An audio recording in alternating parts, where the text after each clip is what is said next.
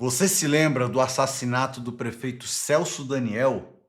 Pois é, hoje o nosso editorial tá literalmente bombástico e eu já vou até colocar na tela aqui para você ver, porque nós faremos uma ligação de matérias e notícias e aí você vai entender o porquê que eu gosto de fazer essa análise juntando notícias ao decorrer do tempo. E aqui o Rodrigo Maciel fez exatamente isso, que nós somos muito bons para fazer também. Também iremos passar para vocês a opinião de Miguel Reale Júnior, um cara jurista extremamente conceituado, que chutou o pau da barraca e disse que a decisão do Supremo é esdrúxula. Temos ainda também uma informação quentíssima que afirma que quem provavelmente gravou a reunião foi o próprio Toffoli e que não é a primeira vez que ele faz isso. Fica comigo até o final, porque você já sabe, aqui nós trazemos as nossas notícias e nossas opiniões sem amarras, sem rodeios, sem receber verba estatal, verba pública, e apenas aqui protegendo o direito de expressão e a livre liberdade também da gente falar o que a gente pensa, tá? Já encaminha esse vídeo aí pra galera, se inscreva aqui no botãozinho, tá? Porque não tá mostrando esse tipo de assunto polêmico aqui, então não vai chegar de novo para você esses vídeos. Olha aqui, pessoal. Rodrigo Maciel disse literalmente, ó, Dias Toffoli estava na folha de pagamento do Banco Master. Isso é apenas a ponta do iceberg. Existe um nome que conecta o ministro, o banco e um dos assassinatos mais brutais da política brasileira. Essa é a parte 4 de O Sindicato Oculto e talvez a mais sombria.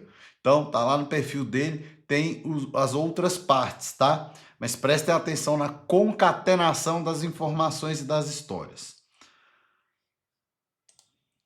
O nome é Roberto Podvol, o advogado do Banco Master e conhecido de Toffoli desde os anos 90. O casamento de Podvol fez com que o ministro faltasse a um julgamento para ir à sua festa em Capri, na Itália, antes do Master. Podvol defendeu o acusado de mandar matar um prefeito. Para entender, você precisa conhecer o caso Celso Daniel. Tá? As imagens aí embaixo, me desculpa, mas tem que mostrar, e não está mostrando tudo também, beleza? O ano é 2022. O Celso Daniel era prefeito de Santo André, berço do PT, coordenador do plano de governo Lula, um dos homens mais poderosos do partido. Foi lá que nasceu o esquema que financiava a campanha de Lula, considerado o embrião do mensalão. Mas ele descobriu algo. Seus irmãos contavam que Celso achava correto desviar dinheiro, mas só se fosse do partido, para o partido. Até que descobriu que o dinheiro desviado em Santo André, na verdade, estava indo para os bolsos pessoais. E é aqui que o caso começa a ficar perturbador. Ao poder, ele e os companheiros do PT verificaram que a única maneira seria ter dinheiro para campanha política. Como Caixa 2, que provoca a morte. O que provocou a morte foi que ele ficou sabendo, em setembro de 2001, que o dinheiro estava sendo desviado para o bolso dessas pessoas. Acontece que, para a chegada ao poder, ele e os companheiros do PT verificaram que a única maneira seria ter dinheiro para campanha política. Como Caixa 2, que provoca a morte. O que provocou a morte foi que ele ficou sabendo, em setembro de 2001, que o dinheiro estava sendo desviado para o bolso dessas pessoas. Acontece que, para a chegada ao poder, ele e os companheiros do PT verificaram que a única maneira seria ter dinheiro para campanha política. Como Caixa 2, que provoca a morte. O que provocou a morte foi que ele ficou sabendo, em setembro de 2001, que o dinheiro estava sendo desviado para o bolso dessas pessoas. Mostrei, quer dizer Depois de parar no sinal, eles passaram a ser seguidos por um Santana e uma Blazer. A Blazer fechou o carro do empresário. As várias batidas seguidas fizeram com que as travas de segurança abrissem e o câmbio automático quebrasse. O carro acabou parando no meio da ladeira. Os bandidos desceram atirando contra os vidros blindados. Depois de parar no sinal, eles passaram a ser seguidos por um Santana e uma Blazer. A Blazer fechou o carro do Entenderam aí, né, pessoal? Então o Celso foi jantar com Sérgio Gomes, o Sombra, seu segurança e braço direito. Guarde bem esse nome. Na saída, o carro foi fechado por 3 veículos. 6 homens desceram e começaram a atirar. A blindagem segurou, mas as portas abriram e levaram Celso. Sombra ficou livre.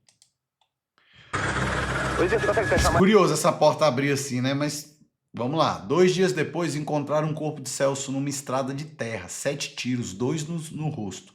O legista Carlos Del Monte escreveu espasmo cadavérico, ou seja, antes de morrer houve possivelmente tortura. Não houve um pedido de resgate, senão dinheiro que eles queriam. Mas aí não. Eu tô muito alto com relação, por causa do sinal, para poder fechar se for entrar ao vivo. Olha o corpo aqui. A partir dali, 7 pessoas ligadas ao caso morreram. Dionísio, peça-chave, prometeu falar. 60 facadas na cadeia, a maioria nas nádegas. Marca de cagueta, que chama no presídio, né? Que é quem fala, quem entrega os outros. O policial que falava com ele, baleado. O garçom, morto, com 60 mil sem origem na conta. Mas uma vítima se destaca. Carlos Del Monte, que surgiram o legista que provou que Celso Daniel foi brutalmente torturado. Depois de falar, foi rebaixado de cargo, mesmo assim foi à TV e reafirmou tortura e sofrimento prolongado. Diz que sofreu pressão política para ficar calado. Dá uma ideia de que a tortura tinha um objetivo específico, que ele desse informações sobre algo, como, por exemplo, o documento... Como o laptop, por exemplo, aqui foi referido aqui pelo João Francisco. Eu não tenho dúvidas quanto à tortura. Eu senti muita pressão política fora do governo, principalmente do deputado Luiz Eduardo Greenhalgh, de esclarecer como um crime comum, de não dar crédito àquilo que eu falava.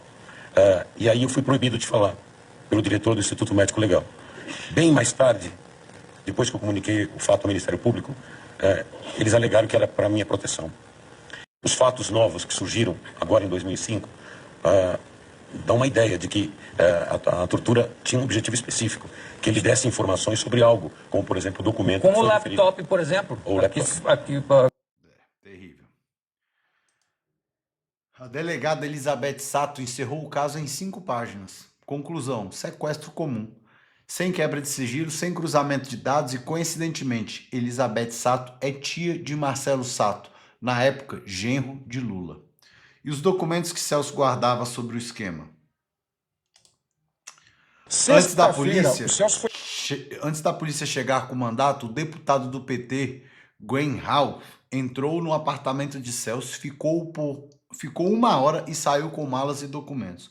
O livro de registro do prédio foi encontrado com as páginas rasgadas. Os documentos nunca apareceram. Foi sequestrado dia 18 de janeiro. Na sexta-feira à noite, pessoas entraram no apartamento dele. Sábado pela manhã, pessoas entraram no apartamento dele, com outras desculpas. E hoje o Ministério Público continua investigando. O livro de registro do prédio foi rasurado com páginas rasgadas. Porque Na missa de 7º dia de Gilberto Carvalho, secretário do governo de Santo André, confessou. Disse aos irmãos de Celso que era ele quem levava o dinheiro com medo de Santo André até José Dirceu, presidente do PT. Depois, Gilberto virou chefe de gabinete de Lula e ministro de Dilma. O Gilberto Carvalho, ele falou, olha, eu tenho que falar para vocês uma coisa muito importante, isso aqui está me deixando preocupado, mas eu preciso falar para vocês. Olha, o Celso sabia do esquema, o esquema em Santo André era Klinger, Ronan e Sérgio, e eu, com muito medo, isso é muito significativo, ele fala, com muito medo, eu pegava o dinheiro, levava para São Paulo e entregava em mãos do José Dirceu. Porque o Gilberto Carvalho... Valério disse que ao participar... O caso parecia enterrado, mas Marcos Valério revelou na Lava Jato Ronan Maria Pinto chantageava o PT sobre a morte de Celso Daniel. O silêncio custou 12 milhões, quitados com contrato da Petrobras.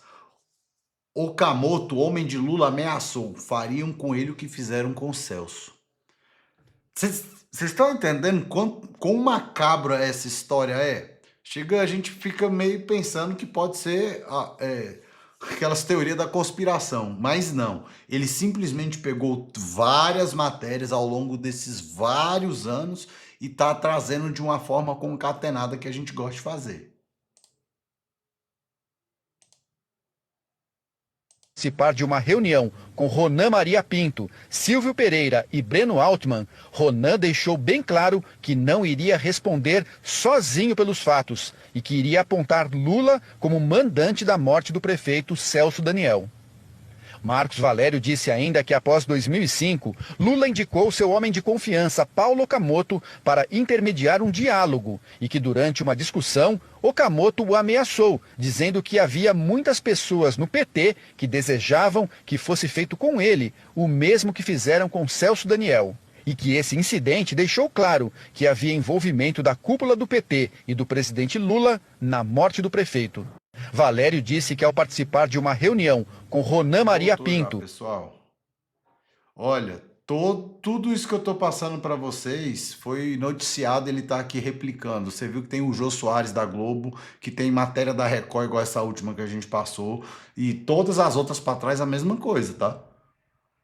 Então, o Sombra, lembra do segurança que estava no carro com o Celso? Foi acusado de ser o mandante. Seu advogado, Roberto Podval, o mesmo do Banco Master, o mesmo que Toffoli estava no casamento lá em Capri. O STF anulou o processo, o voto de Toffoli que decidiu isso. Sombra morreu 3 meses antes do júri. O Brasil Paralelo produziu uma investigação detalhada. Em 2022, Alexandre de Moraes mandou remover os vídeos. O argumento? Desinformação e notícias falsas descontextualizadas. Os fatos que você acabou de ler não querem que você veja. Moraes proíbe postagem que vincula PT, PCC e Celso Daniel nas redes sociais. Isso é só uma parte do sistema que tentam esconder de você. As conexões vão muito além. Não perca nada, tal. Tá aqui o Rodrigo, tá? Tá lá no perfil dele, pessoal, isso aqui. Ele também é o cara que fez aquele dossiê de violações de direitos humanos pelo Alexandre de Moraes. Vereador lá do Paraná também, tá? E aí, terrível, né? Chega a dar um frio na espinha ver isso tudo. E esses assuntos todos conectados. Meu Deus. Vamos continuar aqui, pessoal. Miguel Reale Júnior chama de absolutamente esdrúxula a decisão que afasta Toffoli do Master. Antes de ler essa matéria, quero colocar para vocês o Chiquini. Meus amigos, eu vou confessar uma coisa para vocês. Eu odeio carnaval, mas este é o melhor carnaval da história, com toda certeza. E eu quero contar um caso aqui para vocês que o tempo pode ter feito as pessoas esquecerem, mas não apagou da história. Sabem por quê? Os ministros estão realmente desconfiados que Dias Toffoli tenha gravado aquela reunião secreta. Porque não é a primeira vez que Dias Toffoli grava alguém para se blindar, para se proteger. Olhem isso daqui. Em 2009, isso foi divulgado pela Veja à época.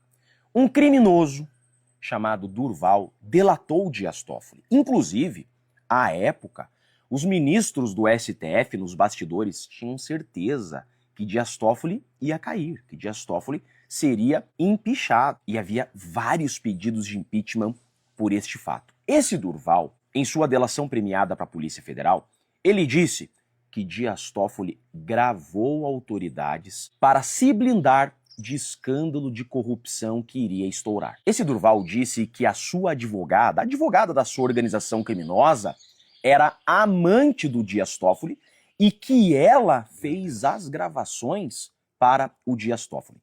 Essa advogada foi chamada, inclusive, à Polícia Federal e confirmou tudo isso. Ela disse que, a pedido do Dias Toffoli, ela gravou várias autoridades. Ela teve casos íntimos com autoridades para gravá-las e que Dias Toffoli estaria envolvido em um esquema de R$1 bilhão. E sabem por que Dias Toffoli não caiu neste caso? Pois é, provavelmente as gravações que ele fez foram efetivas. Gente, agora, em 2026, ministros do STF estão desconfiados de terem sido gravados por Dias Toffoli. Por que será que Dias Toffoli teria gravado seus companheiros? Gente, muito óbvio, né? Para se blindar, para se proteger. Modus operandi de mafioso. Esse é um dos preços de colocar na Suprema Corte advogado do PT. Por isso eu tenho dito, e agora está mais claro do que nunca, precisamos de uma reforma no sistema de justiça. E o STF tem que ser formado por juízes de carreira. Então veja, meus amigos, muito provavelmente é verdade que Dias Toffoli gravou seus colegas ministros para tê-los aqui na mão. Resta saber se ele vai conseguir escapar de novo, porque segundo o Google, ele escapou daquele escândalo de 1 bi em 2009. Isso é o PT, meus amigos. O fruto nunca vai cair longe do pé. Não adianta. Meus amigos, eu vou confessar uma coisa pra vocês. E aí? Terrível, né? Eu lembro dessa questão toda, você que tem um pouquinho mais de idade aí também vai se lembrar, tanto dessa questão do assassinato do Celso Daniel, se você se lembra, comenta aqui embaixo, quanto dessa questão do Durval delatando o próprio Toffoli. E naquela época, eu também, ainda jovem, pensei que ele ia pedir para sair ou que seria afastado. Nem se cogitava naquela época impeachment de ministro do Supremo. Pedido de impeachment era raríssimo, né? Tinha um respeito, né? Ali eles passavam respeito para a sociedade. E aí eu concordo com o Chiquinho que deve ser feito sim. Tá lá no perfil dele, tá? Dr. Jeffrey Chiquinho. Tem que ser feito sim uma reforma do Poder Judiciário, e uma delas é essa questão da Suprema Corte. Ainda que haja a indicação do presidente da República, teria que, assim, na minha humilde opinião, é claro, eu tenho um pouquinho de experiência, vocês sabem aí, mestre em ciência jurídico-política, sou advogado, doutor pela Universidade de Salamanca lá na Espanha, faço um pós-doutorado lá na Washington e Lincoln, nos Estados Unidos. E aqui é só mesmo para te mostrar que eu tenho um pouquinho de experiência, mas aqui é o nosso bate-papo informal de amigos que eu quero trazer para você, que eu acho que também tinha que ser tipo como é no STJ ou nos outros tribunais superiores, que tem juízes de carreira que são indicados numa lista tríplice, que passam por um crivo do tribunal, passam por um crivo de tudo, depois são indicados, tem a vaga do Ministério Público, tem a vaga aí seria do quinto constitucional, que é 1/5 das vagas para a advocacia, né, e a outra para o Ministério Público. Beleza, o Lula escolhe, aliás, o Lula não, né, que se Deus quiser o presidente próximo a escolher vai ser outro que não será de esquerda.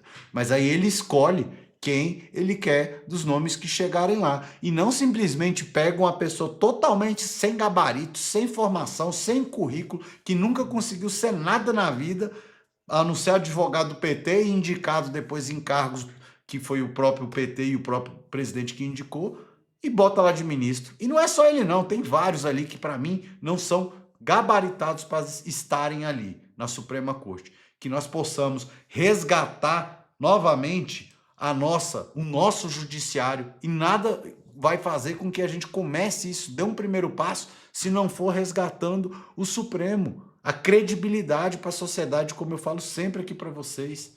Tá ficando longo o nosso vídeo, vou passar aqui agora sim a escrita do Miguel Reale, tá, pessoal?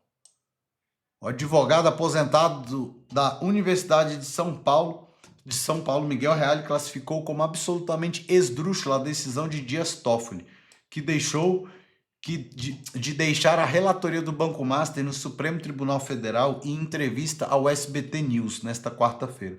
O jurista afirmou que a medida foge ao princípio do juiz natural e não se justifica sob o argumento de preservação das provas. É absolutamente esdrúxula, porque foge do princípio do juiz natural. Houve uma distribuição para ele e só pode um juiz que foi escolhido para relatar um processo deixar de relatar se houve impedimento, suspeição e não é efetivamente o caso, disse. Para Reale, a forma adotada pela Corte para o afastamento da relatoria não encontra respaldo jurídico. A forma como foi adotada para seu afastamento é absolutamente inusitada, porque é como se estivesse reconhecendo uma suspeição que não se declara, uma suspeição que o próprio ministro não reconhece, e ele mesmo se retira da relatoria e devolve o processo ao presidente para que o redistribua. É absolutamente inusitado. Opinião forte do Miguel Reale, muito parecido com a nossa, tá? Que ele deixou aí, e aí eu vou trazer para vocês no editorial de logo mais essas questões aqui. Fiquem atentos que vai ter mais notícia para a gente ligar e concatenar nossas informações aqui, viu, pessoal? Então, espero vocês no próximo editorial, ainda hoje, que eu tô num ritmo de carnaval acelerado para trazer notícia, informação, fazer essa vinculação toda, que nós somos bons.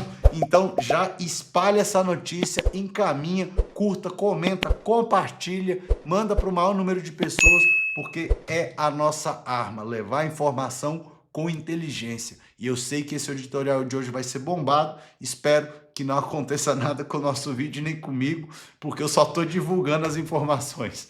Como eu digo sempre, vem comigo. Tchau, pessoal! Espero que vocês tenham gostado. Agora eu vou treinar, porque eu não fui ainda. Estou cuidando também de uma pessoa, da minha esposa, então vou treinar agora. Beijo grande.